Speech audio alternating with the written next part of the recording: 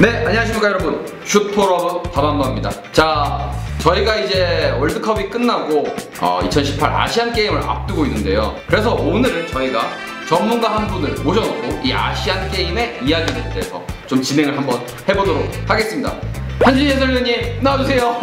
안녕하십니까. 안녕하세요. 사실 오늘 자리가 곤란하실 수도 있는데 네. 요즘 한국 축구계에 멘트를 하기에 곤란한 일들이 사실 엄청나게 많아서 이 정도면은 그렇게 곤란한 것 같아요. 이 정도는 괜찮다. 제가 오늘 슈퍼러버에서 그 아주 흥미로운 실험을 해보신다고 네, 맞습니다. 달려왔는데 제가 지금 여기 사실 모니터에 게임이 펼쳐져 있어요. 네, 사실 지금 오늘 이제 풋볼 매니저 2018로 김학범 호의 명단과 이제 대중분들이 좀 들어갔으면 하는 선수들을 구성한 그런 명단으로 한번 비교를 아시안 게임을 한번 시뮬레이션을 해볼 텐데요. 김학범 호의 실제 명단으로 한번 돌려보고, 네. 그리고 또 이제 뭐 석현준 선수라든가 아마 그렇죠, 이강인 그렇죠. 선수라든가 네, 이런 네. 선수들이 언급이 될 텐데 네. 그 선수들이 포함된 명단으로 한번 돌려보고. 네, 맞습니다. 아주 흥미롭게 생각합니다. 저도 실제로 어떤 결과가 나오게 되는지 저도 너무 궁금한데 이 시뮬레이션을 한번 하기 전에 이렇게 논란이 되고 있는 내용들이 어떤 내용인가에 대해서 한번 되짚고 넘어갈 필요가 있을 것 같아서 네. 제가 조금 준비를 해봤습니다. 김학범 감독님은 과연 어떤 분인가? 게임에서 검색을 한번 해봤습니다. 이게 다 있더라고요. 김학범 감독님이 맞으시죠? 네. 맞으십니다. 네, 맞으십니다. 일단 김학범 감독님의 역사를 한번 돌이켜 보기 전에 네. 또 한준희 해설위원님이 김학범 감독님과 인연이 있으시다고. 예. 제가 강화위원장을 했었죠, 네. 성남에서. 근데 제 임기에 막판에 성적이 안 좋아져서 성남이 2부 리그로 내려갔죠. 근데 상위 스플릿에 못 들자마자 제가 사의를 밝히고 저는 그만뒀어요. 네. 김학범 감독께는 그때 제가 큰 도움이 못 되드린 것 같아서 죄송하다는 생각도 있고요. 그리고 기본적으로 이분은 뭐 스타 엘리트 선수 출신은 아니에요. 프로축구 처음 시작했을 때 5팀 중에 이제 국민은행 팀이 있었거든요. 네, 여기 나와 있네요. 국민은행 팀의 일원이었고, 그러니까 뭐 대표팀이나 이런 쪽과는 좀 거리가 있는 분이었고, 이후에 은행원 생활도 하셨어요. 아, 진짜요? 그러니까 어떻게 보면 축구 이외의 사회를 좀 아신다. 그렇게 볼 수가 있고, 근데 이제 제가 아는 김학범 감독은 기본적으로 우리 한국 축구의 지도자들 가운데에서는 손꼽을 수 있는 전술가이면은 틀림이 없고, 그 김학범 감독 방에 들어가면 그 분석한 종이들이 엄청나게 많아요. 거기 보면은 그냥 포메이션, 그림, 뭐 움직임에 대한 분석 이런 게 굉장히 많고, 사실상 우리 축구에서 영상 분석이라든가 이런 거는 아주 선구적으로 김학범 감독이 열심히 하셨고요. 여기 능력치에도 지금 전술 훈련이 굉장히 높게 나와 있어요. 재밌는 이제 능력치가 기강 유지가 제일 높습니다. 이게 현실 반영이 굉장히 지금 잘 되어 있는 건가요? 현실 반영이 잘 되어 있습니다. 체력, 기강, 전술, 분석 뭐 이런 키워드들로 김학범 감독을 설명할 수 있습니다. 지금 근데 해당 능력치들이 다 높으세요. 기강, 체력, 전술, 뭐 유선술, 육성 이런 것까지 다 이게 높으시고. 그러면은 이제 커리어를 조금 더 저희가 살펴보면은 이제 성남 K리그 팬들에게는 가장 유명한 거는 역시 이제 성남 시절에, 그렇죠. 성남의 어떻게 보면 마지막 황금기라고 할 수 있었던 2000년대 중반 10년도에 이제 허난제니, 그다음에 이제 강원 성남을 다시 거치셔서 이제 최근에는 광주 강등을 막기 위한 소방수로 투입이 됐었다가 미션에는 실패했죠. 그리고 이제 김학범 감독님 같은 경우에는 학범슨이라는 별명을 가지고 계신데 전술가 때문에 학범슨이 된 건가요? 아니면 이 헤어드라이기 때문에? 아마 지금까지 말씀드렸던 여러 가지 키워드 있지 않습니까? 그거를 어떻게 보면 또 고루고루 갖춘 분이 알렉스 퍼거슨 감독 아닙니까? 맞습니다. 전체적인 이제 이 K리그의 지도 경력이 길잖아요. 그리고 헤어드라이어, 그게 이제 기강이라는 부분 아니겠어요? 그런 것까지 다 종합해서 아마 대한민국 아시안게임 대표팀 선수 명단을 한번 저희가 보도록 하겠습니다. 김학범 감독님이 주로 쓰시던 전술이 풋백을 많이 사실은 성남에서 성공하실 적에도 4-2-3-1 같은 포진을 많이 썼죠. 물론 3백을 안 쓴 건 아니에요. 커리어를 봤을 때는 4백의 비중이 더 높았던 게 사실입니다. 근데 제가 이렇게 명단을 쭉 보는데 사실 이제 또 어린 친구들이기도 하고 그래서 잘 모르는 친구들이 있어요. 그러니까 사실 여기 이제 2부 리그 선수들이 몇 명 있지 않습니까? 네네네.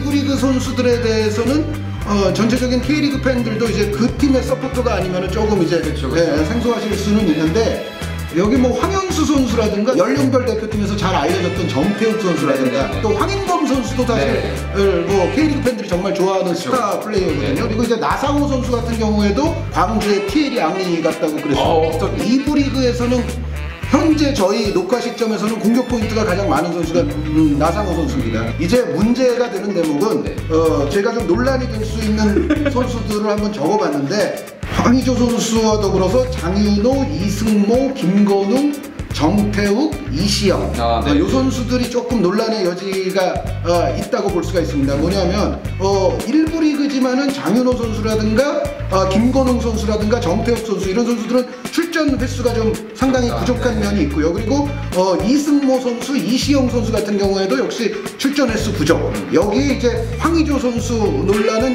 저는 뭐 자연스럽다고 봅니다. K리그를 잘 아시는 팬분들께도 조금 이제 의아함을 심어줄 수는 있다라는 말씀은 제가 드리고 싶습니다. 첫 번째로는 그러면은 와일드 카드로 꼭 골키퍼를 썼어야 됐는가? 이제부터는 어려운 질문이 본격적으로 들어오는 것 같은데요. 풀백 쪽에서 오히려 한 명 뽑을 수도 있지 않을까. 그리고 이 수비형 미드필더 쪽에도 와일드 카드가 하나 필요하지 않았을까. 뭐 그런 말씀을 하시는 분들은 저는 충분히 일리 있는 말씀이라는 생각이 들어요. 저는 일단 제 개인적인 생각으로 조현우 키퍼에 대해서 말씀을 드리자면, 조현우 선수는 그래도 저는 일리가 좀 있다고 생각을 해요. 일단은 월드컵에서 정말 세계적인 선수들을 상대로 세계 평론가들이 격찬할 만한 이번 월드컵 아주 잘 치른 골키퍼들 진짜. 가운데 한 명으로 지금 완전히, 사실 조현우 선수가 올 시즌 K리그에서 했던 폼을 보면 사실은 K리그의 다른 잘했던 골키퍼들에 비해서 월등하지 않습니다. 그럼에도 불구하고 월드컵 같은 이런 무대에서 그 정도 활약을 우리 3경기 동안 꾸준히 하지 않았습니까? 네, 맞습니다. 이 정도면은 사실 조현우 선수는 한 단계 올라간 선수가 될 가능성이 높고, 조현우 정도의 키퍼가 우리 맨 뒤쪽에 있다고 생각이 되면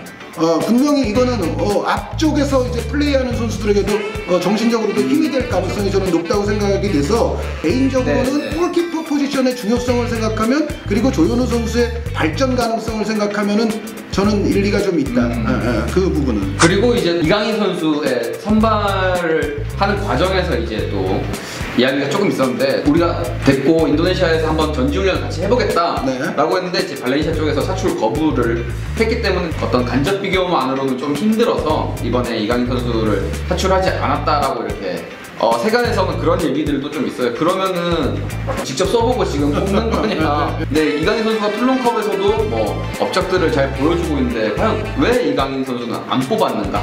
제가 봤을 때는 그 논란은 이제 일리가 있다.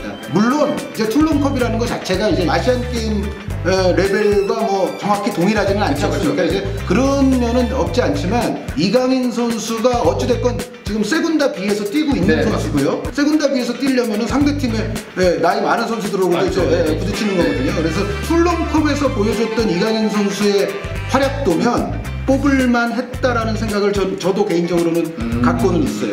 그런데 이제 지도자 입장에서는 그렇게 생각할 수는 있습니다. 내가 직접 훈련을 시켜보고 이러한 선수들에 대해서 신뢰할 수가 있어요. 그게 일리가 있긴 한데, 그럼에도 불구하고 이거는 비판하시는 분들 말씀에도 일리가 있다. 우리 축구가 또 너무 어떤 연령이 있다 그러면은, A라는 연령이 있다 그러면은 A에 너무 맞춰요. 사실은 이 A와 좀 차이가 큰 연령의 선수를 좀 과감하게 여태까지 뽑지 않는 그런 문화들도 있어 왔기 때문에, 저는 이번에는 이강인 선수에게 한번 파격적으로 했어도 되지 않을까라는 그런 생각은 있고요. 그리고 이제 사실 이제 논란의 최고봉에 있을 수 있다라고. 최고봉이죠. 최고봉. 황의조 선수 얘기를 안 할 수가 없습니다. 김학범 감독님의 이제 이유를 먼저 이제 말씀을 드리자면, 이승우, 황희찬, 손흥민 이런 선수들이 언제 본격적으로 합류해서 이제 팀에 기여를 하게 될 수 있을지 그 시작점 자체가 약간 불투명하다. 그런 차원에서 이제 아시아에서 활약하는 공격수들 가운데 최근 일본에서 폼이 좋은 황의조 선수를 뽑았다. 당연히 일리가 있는데, 그럼에도 불구하고 황의조 선수랑 저도 또 아는데 예, 황의조 선수에게는 굉장히 죄송한 말씀이지만 저는 안 뽑았으면 했던 게 그 축구계에 대한 많은 또 불신의 맞죠. 이런 목소리들이 네. 있지 않습니까? 그렇죠.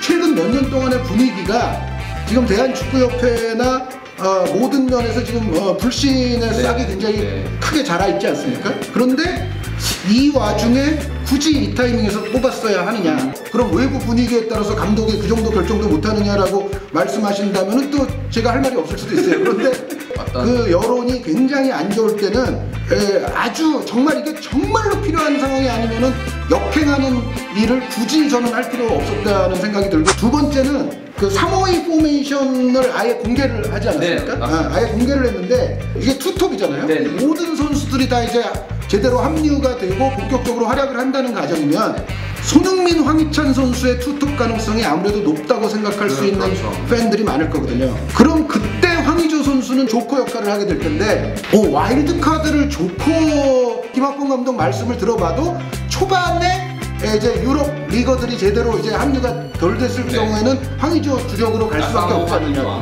근데 조별리그는 사실은 대충 하거나 경시해서는 안 되지만 뭐 아시안 게임 아닙니까? 그러면은 이 정도 멤버면은 사실은 조별리그 통과 못하는 거를 가정하기는 어려워요, 상당히. 그러면은 그 조별리그를 위해서 황의조 선수가 출격을 하고 이후에 이제 손흥민, 황희찬 모든 선수들이 다 이제 제대로 활약을 할 수 있는 상황이 됐을 때는 황의조 선수는 벤치로 갑니까, 그럼? 그러니까 우리가 갖고 있는 전체 자원을 봤을 때 정통적인 센터포워드 한 명을 그래도 포함을 시킨 투톱을 구성한다면 황의조 선수가 그때도 주전이 되지 말란 법은 없습니다. 그렇죠. 되지 말란 법은 없지만 우리 국민들이 생각할 때는 이승우, 손흥민, 황희찬이 있는데 황의조 선수가 과연 주전일까라는 의구심을 또 지니게, 그거는 어떻게 보면 좀 자연스러운 거거든요. 세 번째 이유는 이 논란이 될 것이 거의 확실했는데, 그렇게 만약에 이제 황의조 선수가 출전을 한다 쳤을 때 그 선수 개개인의 어떤 실수나 이런 장면 하나하나에 있어서 정말 선수들에게는 정말 견디기 힘든 그런 비판과 고통의 시간이 있었잖아요. 오히려 황의조 선수를 좀 위해서 보호해주고 싶은 그런 마음이 저한테는 있어요. 그러니까 황의조 선수가 일단 뛰는 거 자체가 본인이 아마 굉장히 부담 갖고 시작할 가능성이 저는 높아요. 저는 그러니까 세 가지 지금 말씀드렸죠. 첫 번째는 일단 지금 여러 가지 정황이 불신의 늪이 많이 깊어진 상황인데 여기서 굳이 그럴 필요는 조금 없었다. 두 번째는 황의조 선수가 조커로 활용이 되면 이거는 이것대로 문제가 된다. 왜? 와일드 카드니까. 그리고 세 번째는 황의조 선수 본인에게는 엄청난 부담이 될 거고 하나하나 플레이마다 날선 심판이 따라갈 거예요.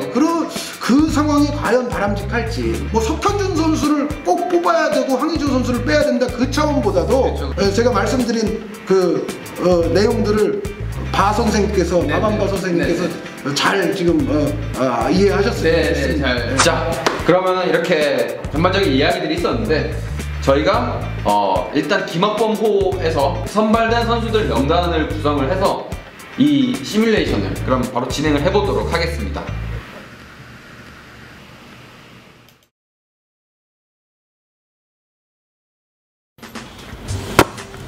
영상 재밌게 보셨나요? 영상 재밌게 보셨다면 구독을 누르기 전에 사실 제가 조금 아쉬운 부분은 이제 백승호 선수랑 이강인 선수가 같이 차출이 됐으면 좀 좋았을 텐데 라는 생각이 좀 들긴 해요. 뭐 백승호 선수랑 이강인 선수가 이번에 차출된 선수들이랑 같이 발을 한번 맞춰보는 게 어땠을까 라는 그런 조금 아쉬운 생각이 들지만 그런 기회는 저희가 4년 뒤에 카타르에서는 볼 수 있겠죠? 여러분도 그렇게 볼 수 있도록 많이 응원해 주시면 감사하겠습니다.